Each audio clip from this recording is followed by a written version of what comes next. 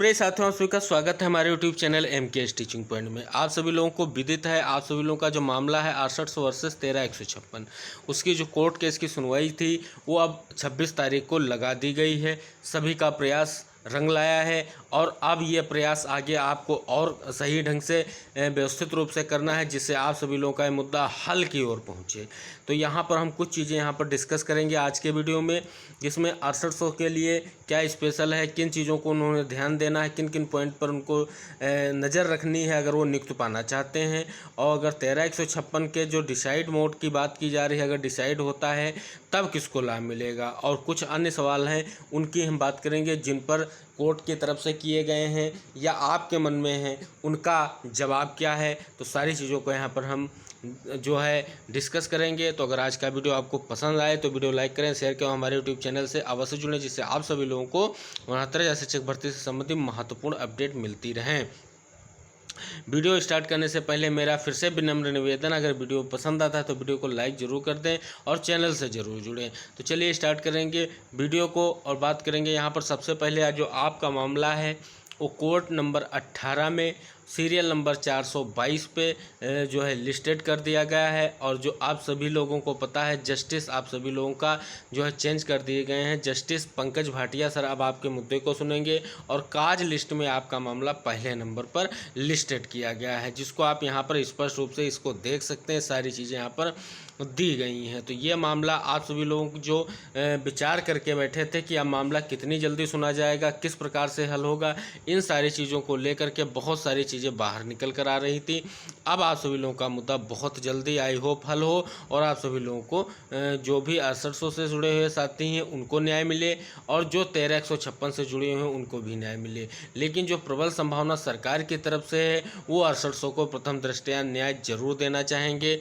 अब जो 6800 के लिए कुछ ऐसे पॉइंट हैं जिनको उनको जानना अति आवश्यक है, किन पॉइंट्स को आगे बढ़ाना है, जो पिछली सुनवाइयों में उनसे चूक हुई उसको किस हिसाब से मैनेज करना। तो सबसे बड़ी बात है 6800 चयनित साथियों के लिए कि आप जो भी वो एडवोकेट पैनल लेके आएँ उसका पूरी तरीके से जांच कर लें कि जो 69 शिक्षक भर्ती से संबंधित किसी भी मुद्दे में अगर वो कनेक्टेड हुए हैं और कहीं भी उन्होंने सुनवाई में भाग लिया है तो ऐसे अधिवक्ता को कोर्ट में न लाएं, जिसे अचयनितों की तरफ से जैसे माथुर सर को हटाया गया वैसे आप सभी लोगों को पता उपेंद्र नाथ मिश्र जी भी उसी हिसाब से हैं। तो अब यहाँ पर अब देखने वाली बात होगी कि जो पिछली चीज़ें थी 6800 की, यानी पिछली सुनवाइयों में जो उन्होंने सारी चीज़ें आर्थिक फंड इकट्ठा किया, सारी चीज़ें की, तो अब इस सुनवाई को लेकर के आप कोर्ट में वकीलों को लाना है, ब्रीफिंग करानी ही पड़ेगी, सारी चीज़ों को दिखाना ही पड़ेगा। अब वो चाहे जैसे तय किया जाए, अब उसके लिए ज़्यादा समय नहीं बचा है। अब यहाँ पर आप सभी लोगों को एक और चीज़ का ध्यान देना होगा कि 6800 के जो जियो की लगातार बात आप सभी लोगों को पता है चल रही है, लेकिन सरकार ने उस पर अपना कोई भी स्पष्टीकरण नहीं दिया है कि मैंने 6800 चयन सूची किस बेस पर दी है। तो 6800 चयन सूची का जो बेस है सरकार को स्पष्ट करना पड़ेगा। अब सरकार कैसे स्पष्ट करती है, किन चीज़ों को लेकर के सरकार डिसाइड करती, ये चीज़ें देखने वाली बात होंगी।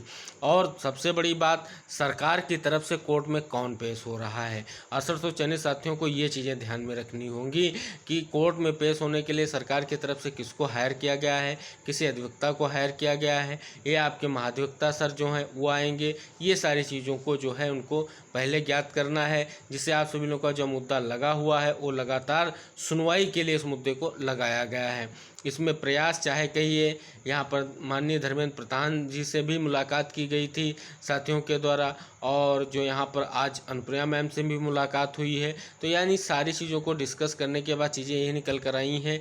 कैसे भी करके आपका मामला लगा है, चाहे जो भी इसकी ओर ले, चाहे जैसे भी लगा मामला लगा है, अब उस मामले में आपको अपने आप को कैसे प्रेजेंट करना ये चीज़ें देखनी है, क्योंकि अचयनित लगातार प्रयास कर रहे हैं और उन्होंने जो पिछली सुनवाइयाँ हुई उसमें उनको देखने को आपको मिला है कि किस हिसाब से उन्होंने अपनी चीज़ों को उठाया है और सारी चीज़ों को पॉइंट टू पॉइंट वो जो है डिस्कस कर रहे हैं और ज़्यादा चीज़ों को वो इधर उधर नहीं कर रहे हैं, केवल वो सीधे डायरेक्शन उनका बस 6800 की लिस्ट को रद्द कराना है। तो 6800 को अगर बचाना है तो 6800 साथियों को फिर से एकजुटता दिखानी है। टीम वाइज कोई दिक्कत नहीं है, आपको यहाँ पर लाना है, आपकी हियरिंग करवानी है, कोर्ट में वकीलों को यहाँ पर लेके आना है। तो 6800 चयनित साथी आई होप इस चीज़ को समझेंगे और जल्द ही अपनी रणनीतियों पर अलग तरीके से विचार करेंगे और अपने लिए जो है कोर्ट में जो चीज़ें हो सकती हैं उनका प्रयास जरूर करेंगे।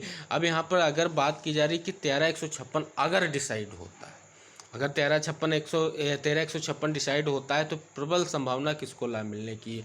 तो 13/156 जो संभावना है उसमें जो बात की जा रही है उनकी तरफ से कि याची लाभ मिलेगा, लेकिन अगर 13/156 अगर फाइनल होगा तो मेरिट पर भी फाइनल होने की प्रबल संभावना। अगर मेरिट पर बहस होगी तो क्या 6800 से जुड़े हुए ऐसे कोई भी इसमें साथी नहीं जो इसमें नहीं आएंगे, केवल याचियों को लाभ दिया जाएगा, ये कहने वाली बात है। अब ये चीज़ें अब पंकज सर ही डिसाइड करेंगे और पंकज सर के बारे में एक आप सभी लोग बात जान लें, क्योंकि नौता शिक्षक भर्ती से संबंधित कई मामलों में इन्होंने बहुत बड़े फैसले लिए हैं।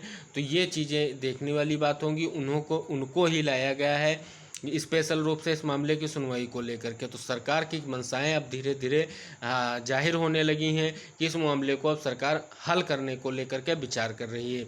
सरकार दबाव में आई है, जैसा मैंने बताया सरकार को पर घिर चुकी है। अब सरकार कोई बड़ा फैसला लेगी तो सरकार ने जल्द ही बड़ा फैसला लिया है और ये सारी चीज़ें सरकार के ही प्रयास पर डिपेंड करती हैं कि एकदम से बेंच चेंज कर देना और किसी स्पेशल जज को बुला लेना, तो ये सब सरकार के वजह से हो पाया है और क्रेडिट लेने की बात पर कोई हम डिस्कस नहीं करेंगे।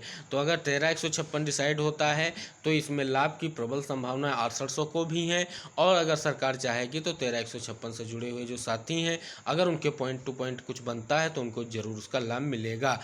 अब यहाँ पर बात करेंगे इन सवालों का जवाब कौन देगा, यानी 6800 से जुड़े या 13/156 से जुड़े कुछ सवाल हैं जो राजन राय सर ने भी पूछे थे कोर्ट में सरकार से। अब 13/156 डिसाइड को लेकर के सरकार का क्या प्रारूप है, सरकार ने अपनी तरफ से क्या किया है, 6800 चयन सूची के जियो को लेकर के सरकार ने क्या किया है और किन आधार पर ये सीटें आई उनको लेकर के क्या किया है, बेसिक शिक्षा विभाग ने जो डाटा मंगाया था BSS से उसमें कितनी सीटें आई हैं। इन सारे सवालों के जो जवाब हैं अब आपको 26 तारीख से प्रॉपर मिलना स्टार्ट हो जाएंगे और सरकार की जो विशेष चीज़ें हैं वो सामने निकल कर आएंगी आपकी नियुक्ति को लेकर के। तो जल्दी से जल्दी आपके मुद्दे का अब पटाक्षेप होगा, क्योंकि अब सरकार ने ये जो विचार किया है और जो चीज़ें आगे दिख रही हैं उसे यही नज़र आ रहा है कि अब आपके मामले को धीरे धीरे नियुक्त और मिले ना मिले 6800 की अलग की बात है, लेकिन इस मुद्दे का पटाक्षेप अब होके रहेगा, क्योंकि आपको पता है जब सरकार अपनी तरफ से कोई प्रयास करती है तो उसके सकारात्मक परिणाम दिखते हैं। क्योंकि पिछली जो डेट में सरकार अपनी डेट लेके गई है उसका बुरा प्रभाव सरकार के कार्यप्रणाली पर पड़ता दिख रहा है। उसको सुधारने के लिए और अपनी छवि को अच्छा करने के लिए अब सरकार कोई ना कोई ठोस कदम जरूर उठाएगी और जो ठोस कदम उठाएगी वो आप सभी लोगों की नियुक्ति को लेकर के या मुद्दे को लेकर के बहुत ही अहम होने वाले हैं। तो आई होप ये चीज़ें आप सभी लोगों को समझ में आई होंगी। अगर आप सभी लोगों को ये चीज़ें समझ में आई हैं और आप सभी लोगों को लगता है कि हाँ इन चीज़ों पर हमको अमल करना चाहिए और इन चीज़ों को ध्यान देना चाहिए तो वीडियो को ज़रूर लाइक करें, शेयर कर दें और YouTube channel MKS teaching point से ज़रूर जुड़ें, जिससे जो भी अपडेट हैं आप सभी लोगों के लिए बनाता है शिक्षक भर्ती से संबंधित उस समय से आप सभी लोगों को मिलते रहें। तो मिलेंगे अगले अपडेट के साथ अगले वीडियो में, तब तक के लिए टेक केयर, बाय बाय, जय हिंद साथियों।